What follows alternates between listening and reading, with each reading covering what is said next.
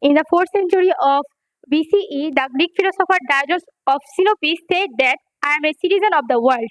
This quote has much significance in understanding the original term of global citizen. This term makes sure us that the Diogenes of Sinope was the citizen of the whole world. That means that global citizenship. Yes, audience, and our topic is closely related with it. So now, firstly, I will introduce with the group members of our team. Firstly, I am the first representative and the first presenter of our group. My name is Tajmin Islam Tomumi. I'm from Collectorate School and College, Gazipur. The second member of our team, and he is also the group leader of our team, is. Hello everyone, I'm Tasnimushan Tawhid. I'm from Gazipur Cantonment Board High School and I read in class 9. And the third speaker and the last speaker of our group is. Hello, I am Tanji Mahmud Ruhan. I read in Gazipur Cantonment Board High School in the ninth grade. Today, our group name is Collective Innovation. We have named this because we strongly believe that our group can bring innovative changes in the world. So, today our selected topic is learn multiple languages and become a global citizen. Learning multiple language means to know and learn a new literature on your hand. Learning multiple language is an essential skill that will give you to communicate and connect with the whole world within a few minutes and more meaningful way. Connection is more important than another things in the world. So, when in this considering the globalization of the world's economy, knowing multiple language will always give you an essential effort in future, and it is the gateway to know new culture, opportunities, and gives you more opportunities. So today we have today for the easiest of the our group presentation, we have divided it into four key points that are short summary of the key terms of today's presentation. Number 2, benefits of learning multiple languages. Number 3, what's the best language to start learning first. And number 4, how multilingualism make us a global citizen.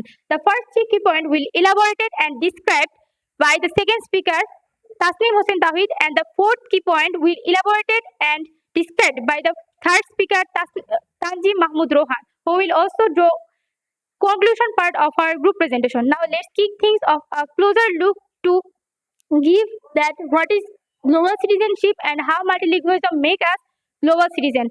So now I will hand it over to the second speaker, Tasneem Hossain Tawhid. Hello everyone, I'm Tawhid. I'm going to be starting off my part just at where Tommy left off us at. She told me to describe the first key point, which is a short summary of the key terms of today's presentation. Now, there are actually three terms that we need to understand to get a better understanding of our topic today, and they are global citizenship, global citizen, and multilingualism. Well, according to the Cambridge Dictionary, global citizenship is the idea that you should show loyalty and support for the world as a whole as much as for the country in which you live in. And according to the Cambridge Dictionary, it is also written that a global citizen is a person who shows loyalty and support for the world as much as for the country in which he lives in. Now we're describing multilingualism according to Wikipedia. Multilingualism is the theory of being able to use multiple languages. It can be used in multiple contexts, such as in the context of societies where multiple languages are spoken, or in the context of individual speakers who are fluent in more than one language. Now I'm going to be starting off my second key point, and this is an important question that we should be answering, and that is why should we actually learn multiple languages? More specifically, the benefits of learning multiple languages. Now there are several benefits of learning multiple languages. I will be describing four of these main benefits. First of all, we can see that there are improved travel experiences. If we are learning multiple languages, we can get more improved travel experiences. How? Because we are learning many languages at the same time. And if we know the language of the country in which we are traveling to, we can have a better understanding of that country's geopolitical landscape and in that country's culture. In this way, we can immerse ourselves in that country's culture understanding and become a part of it while we're traveling that country. This offers a more enriching experience while traveling different countries. The second point is better career opportunities. If we are learning multiple languages, it increases our earning potential and job prospects. It deepens our understanding of the world, and we are getting the offers of various global companies who offer us to join their companies, because such global companies emphasize on employees being multilingual citizens, And they want such types of employees because they want to send the employees in various countries. And they want so that they can communicate with the language of that country, with that basically making them multilingual citizens. Now we're discussing deeper cultural understanding. What we know by cultural understanding. Cultural understanding means becoming a part of a certain culture and understanding that culture like as it is your own culture. In this way, we can get better acquainted to people who are not from our society, our tradition, or do not follow our perspectives. And this makes us have a more deeper no understanding of the world as we know it. And this way, we can increase the risk of globalization and become global citizens at the end of the day. Now I'll be discussing the last point that I've written, and that is the enhanced brain function, which we can achieve by knowing multiple languages. If we are learning multiple languages, it can offer us improved memory, problem solving skills, and cognitive flexibility. In this way, it helps improve our multitasking abilities, and it reduces the risk of certain diseases such as Alzheimer's, which are very harmful for our brain function. Now I'm going to be discussing another important topic, which is the third key point of our presentation, and that is what's the best language to start learning first. And it's an important question when we are discussing the theory of multilingualism.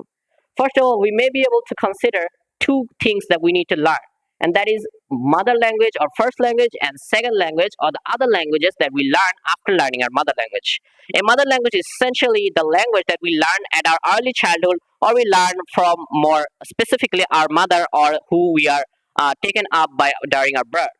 But after that, we learn many other languages in addition to that language, which are called our second language, third languages, etc. After that. Now, we all know which language we have to learn at first. It is the language it is spoken all around our society. But for selecting a second language, there can be many options that we can take. For example, if we want to become global citizenship, which is our topic about, we can consider Mandarin Chinese, which is the language with the most native speakers globally, approximately 891 million, according to the Ethnologue 2024 report. But in my opinion, I think that Mandarin Chinese is not a good option in this regard. Why it is not a good option? Because Mandarin Chinese is mainly spoken in China only. This is not important for our prospect of becoming a global citizen. So we should consider other options which are spoken more over other countries, which are such as English. English is the language with the most speakers globally, combining native and non-native speakers. There are a total of 1.5 billion speakers according to the Wikipedia. So it is called an international language throughout the world. So I think that we should try and learn English first. But we should also consider that there is an organization known as the United Nations. And this organization has not only selected Mandarin Chinese and English as two of their official languages, but they have other official languages too, such as Spanish, Russian, Chinese, etc. But I think that as for starters, when we are picking our second language, we should try first learning English because it is the language with the most speakers globally. We can see that in this chart, I provided the linguistic reports from the Ethnologue 2024 report. And this report, we can see that more than 18% of the world will understand what we are saying if we are speaking English.